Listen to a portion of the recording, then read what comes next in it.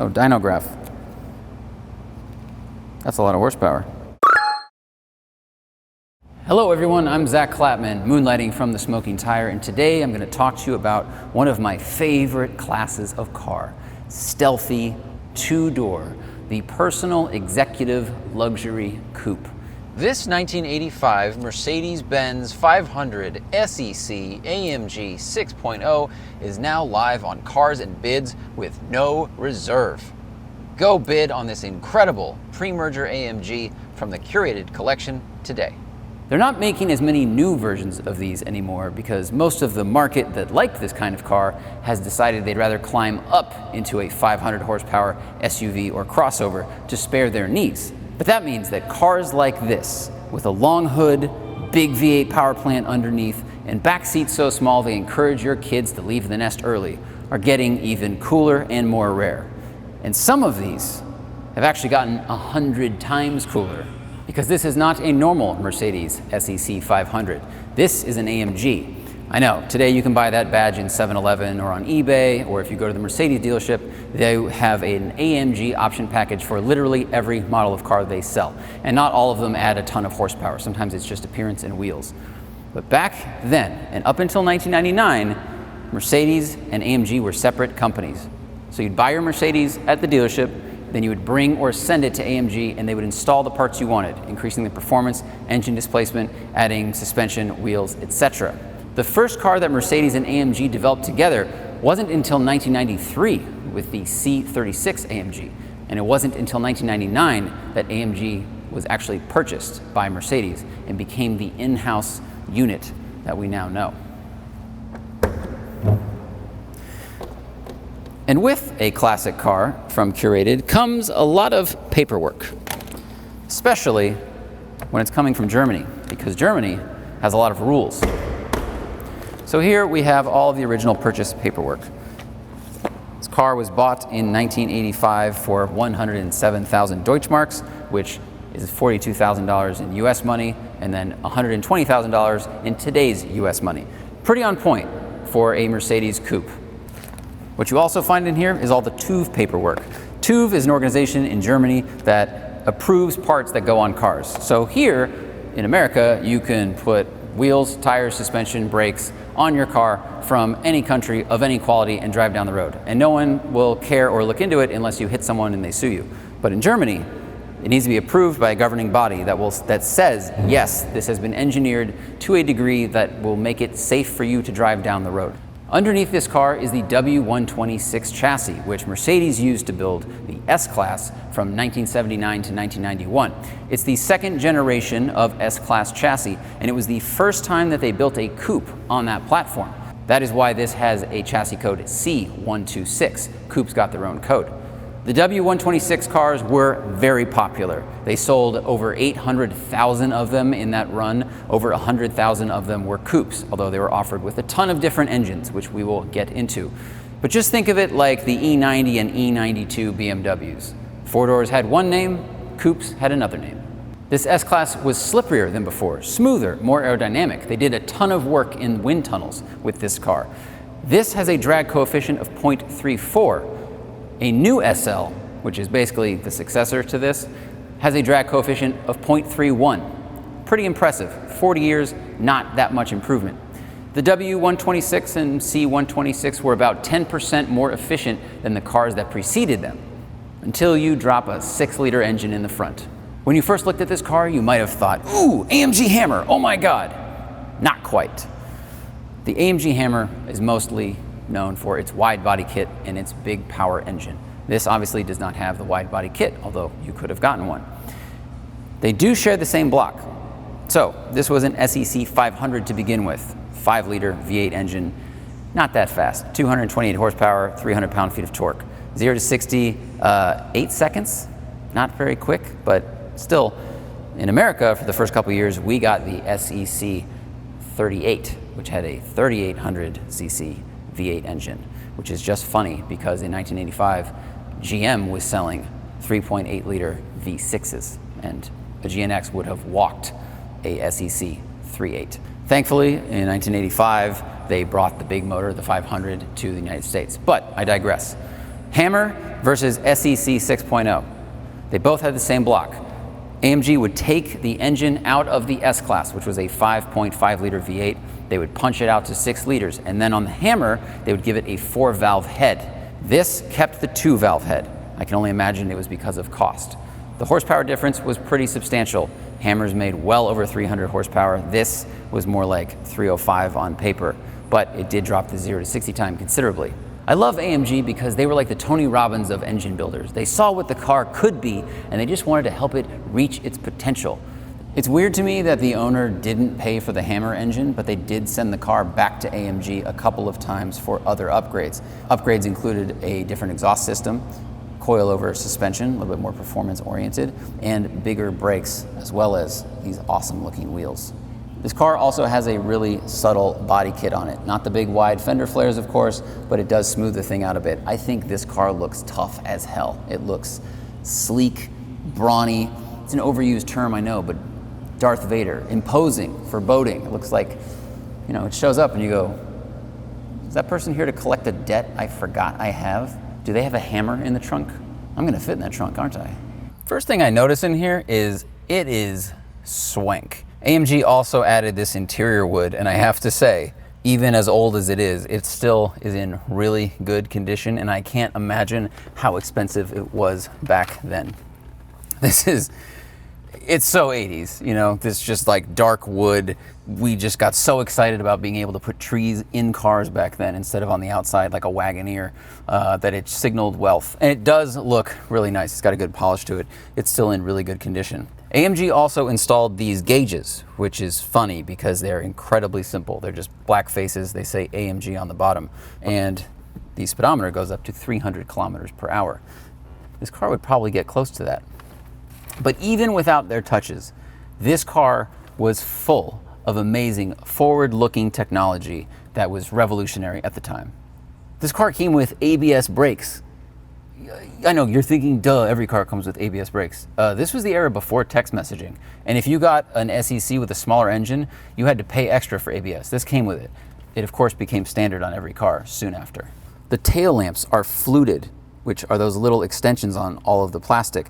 That means that they would be visible even when they were dirty. The driver's side was supposed to come with an airbag standard in 1985, but this does not look like it has one because it has an AMG steering wheel. If you don't believe that the airbag will help you go faster, it will just weigh you down. It also came with a system that would detect the interior cabin temperature and then adjust the HVAC to more suit your liking. It's a really complicated way to say they put automatic climate control in the car, but that was a pretty big deal back when most cars still had sliders or rotary knobs to control how much warm air would come into the cabin. Heated seats were optional, and they came with a robot. Helps you put your seatbelt on.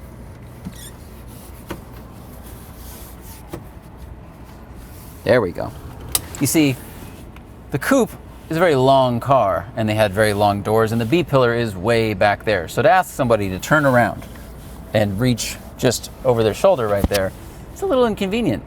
You could also get the car with an electronic steering column, and this was the beginning of Mercedes' famous and very, very exclusive door-mounted seat controls. They didn't think it was a very good idea to have switches down between the seat and the door, which, I mean, in this car, there's not much room for your hand anyway, but you got to fumble around in the darkness and try to remember which switch does what.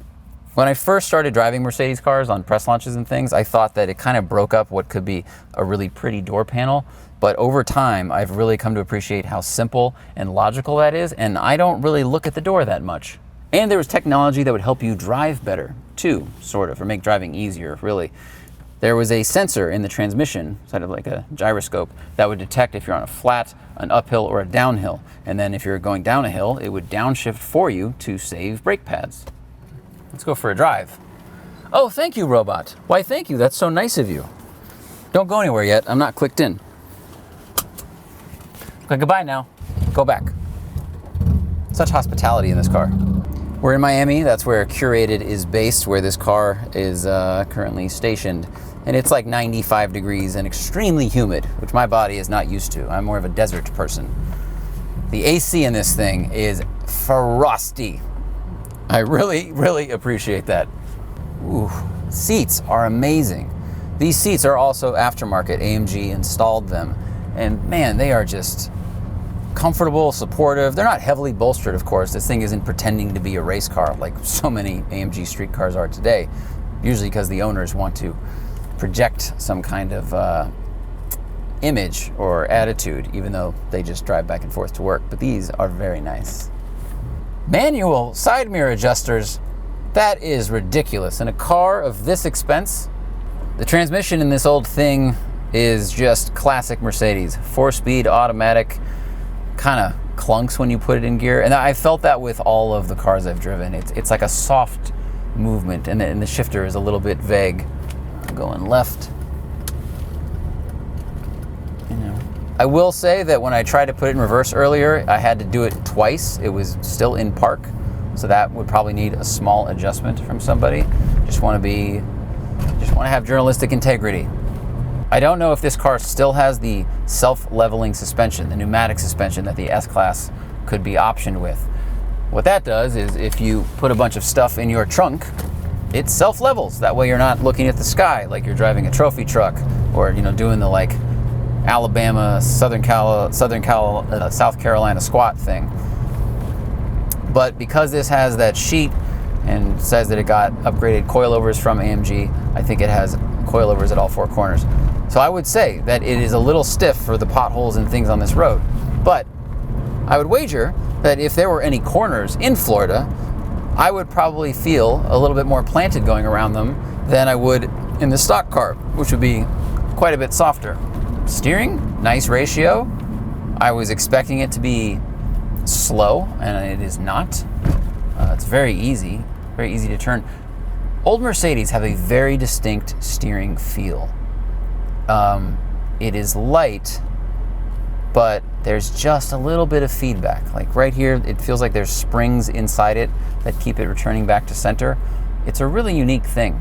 Something else I love about these is no B-pillar, really. I mean, that's the seatbelt, if it had a B-pillar, it would be here. But it's another rare thing, is you can drop all four windows and it's just open space. And it just looks so good. It's such a great look. Wasn't expecting the car to be loud, and it's not. It does sound like there's some throaty rumble back there, but I am muted and removed from it somewhat by the car, by the insulation, by the windows, which again is usually what cars like this are about. Luxury coupes. AMG cars even today, they might be really loud at the tailpipe, but in the car, if you want to mute the world on your way home, you can. There's a little rumble. I like it. Tells me I got something special. There's some power under the hood. I didn't buy the inline six, thank God. And honestly, I could sit behind myself for like 20 minutes in this thing. The back seat is not that tiny compared to other sports cars and sports coupes, like 911. You can't sit back there past the age of 3. And if you're back there at the age of 2, you can't fit a car seat. It's just you. You might be able to fit a car seat, but there's no leg room. There's just no leg room behind a lot of sports cars. But a long-legged coupe like this, based on an S-Class sedan, yeah, what's not to love? Yes, hello. I would like your best 4-door, but only for me. So remove 2 of those doors, please. Move the seat back, make the doors a little bit longer, and it's just for me, yes. Yeah, I'd like a table for 4 for 1. Like, it's funny, actually, in here, from the inside, it sounds like a Ford Crown Victoria. I'm not trying to be disrespectful. It's just there's a general V8 sound that happened in the 80s and 90s and the early 2000s, and where you hear a little intake noise, a little exhaust noise, but it's mostly just noise, unless you put the window down and you hear the actual music coming out of the instrument. Here we go, open highway. Downshifted. Oh, okay, all right, yep, all right. When that starts to come on cam, starting at 3, it peaks at 4,000, but right at 3,000, it really starts steaming, and I was watching that speedometer go up very quickly. Yeah. This thing will probably do 160 miles per hour, no problem. This thing, it just steams ahead. That is plenty fast. This thing is just classic cool, which is kind of what Curated specializes in here in Miami. So if you want to be classic cool and be comfortable while feeling awesome and not cramming yourself into a tiny sports car, head over to carsandbids.com or go to the link below, and you might be able to scoop this amazing special AMG.